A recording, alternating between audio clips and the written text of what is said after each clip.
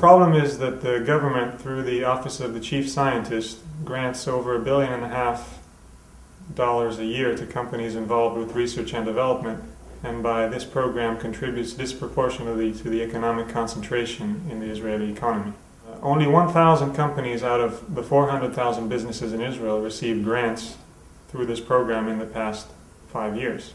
However, if we look at the top 50 technology companies on the stock exchange, we found that nearly half of the companies there received grants through the program. This is only part of the story, because even the statistics that say that small companies receive grants, or a lot of small companies receive grants, doesn't take into account that many of these small companies belong to larger business organizations or business groups. For example, 24 companies in the Ofer group and 14 companies in the IDB group received grants from the chief scientists. So the independent startups have restricted access to this government public money, while the larger, well-established organizations have easier access to this. Now, these larger organizations, larger business groups, have easy access to money in the private sector. And so their need of government money is lower, while they get more.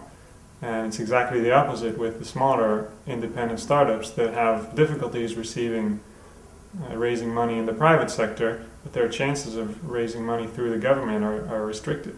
Another problem is transparency. The chief scientist publishes a list of all companies that receive grants, but the list doesn't include amounts. So we don't know exactly how much money has been given to these larger companies. So if you go into the chief scientist's website, you can find a list of over 1,000 companies who received grants in the past 5 years, but you won't know exactly how much money each of these companies got.